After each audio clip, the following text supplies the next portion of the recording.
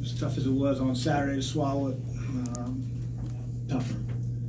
I am really proud of my team. They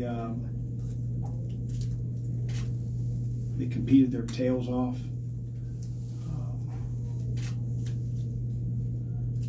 We played as hard as we've played all year. We dominated the best team in the country for 30-something minutes, and we have to figure out how to close games. And I say we, that's me, that's our, all of our players.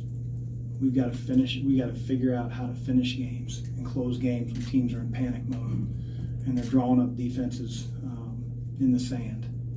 Give Duke great credit. Their kids never quit. They battled. They turned us over, it seems like 1,000 times in the last 4 or 5 minutes. I am stunned, but I love my group. I feel for them. As I said, I thought we outplayed the best team in the country for a long time. And our team will grow from this. As hard as it is to accept, we're going to grow from it. There'll be better times. And now I'll take your bullets. We got microphones. Anybody? Questions? Coach, why was the half-court offense so stagnant once Duke went zone?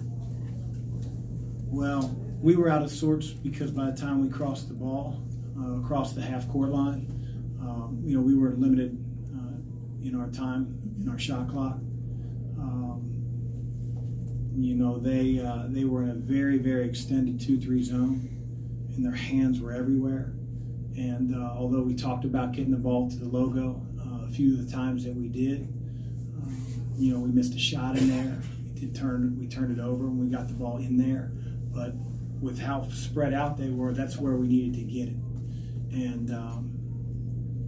And we didn't handle their zone. We just didn't do it. So you give them great credit. They have makeup ability and athleticism and length that most teams in college don't have. But had we handled it better, maybe hit a few shots, and when we did get open looks, then we'd be sitting here with a much different feeling. Chris, could things have gone any better for the first 35 minutes? I mean, the way you guys played. I thought we get up 23. We took some quick shots. And, our maturity, our ability to be in that moment, maybe for the very first time, for some of us, wasn't handled the best way. And, you're up 23, 19, whatever it is. You don't want to call a timeout in that situation. You want to get that message relayed to our guys. But I thought there were a few times where we took quick shots. And although they may have been open shots, it didn't allow us to get where we needed to get defensively in transition to get matched up and make it a 5-on-5 game. And again, there are a lot of different areas that we got to learn from. And that part, when it went from 23 to about 12, a big area we got to grow from. Why was their pressure so bothersome? We've been bothered by several long athletic teams. And, we have smaller guards, but it's no excuse. We've got to be able to catch the ball at our spot, just like we did for the first 30 minutes. When they extend full court pressure, we got to be able to break it and get us in something and find the soft spots, be able to pass fake, beat passes, and finish. When you get up by 23, do you have to fight the urge to nurse the clock and continue to attack? What's the thinking there, and anything that you would wish that you would? Well, that's what I tried to relay to our guys during the course of play, Tim, is that, are you open? Sure. But, Malik, and again, this isn't all on one guy, this is on all of us. But, a shot with maybe 26, 25 seconds on the shot clock from your center, from three, you can probably get that look really anytime. So let's try to prey on their panic, on their extended passing lanes, pass fake, and get layups and open shots at the end of the clock.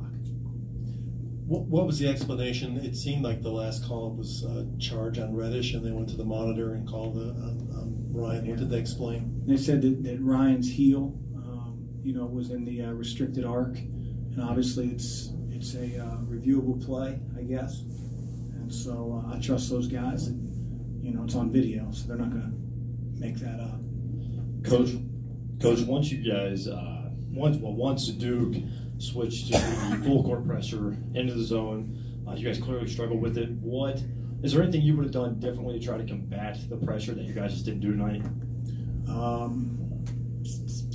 That's a great question. I think that, our spacing was pretty good. We were just tentative. We were just tentative.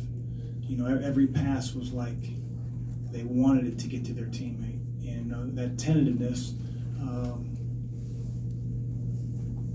becomes a negative when you have such a great anticipating team. We had to be a lot more sure with what we wanted to do. If he's 50-50 in a passing lane, pass fake hard, get him out of the passing lane, bounce past the logo, and then play from there. And we didn't do that. Coach, even CC struggled tonight with the pressure, and obviously that's been an issue with you guys throughout the year. And I know it's becoming a consistent question, but what do you think you guys need to do moving forward to be able to handle the full court press?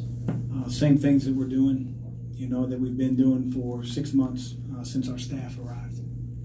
We're not going to get a magic potion sprinkled over our guys or come up with some elaborate press break. We just have to be men with the ball. We've got to meet our passes. We have to pass fake. We have to make the right decisions. Some of those late turnovers down the stretch, do you think that was because your guys got a little bit panicky and were trying to make bigger plays as the lead got narrower and narrower? I don't think they were trying to make bigger plays. I think they were, playing timid. We haven't played timid all year. But when you get in a situation, they're humans. They're humans. They're great humans. It's one of those things where they saw the lead evaporate. They're trying to make the best play they can. But my job is to keep these guys up. I told them that's the best team in the country. For 30-some-odd minutes, we were clearly better. Take 2 more. Are you concerned that this is going to linger, and how do you stop that from happening? Sure, it's a concern. But I also feel like, I got some of the best guys in the country in that locker room. They got great character. We'll come back, on Thursday when we practice again, and keep stressing the same things that we do every single day, and just try to grow from it and get better.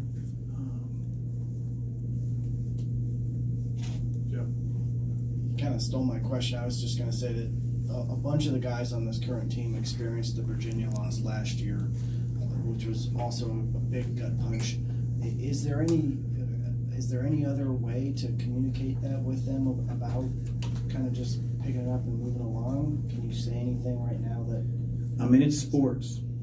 Adversity's a fact of life, man. You're talking to a guy that had 3 ACLs in college. Thought he was going into the NBA. And boom, God had a different plan.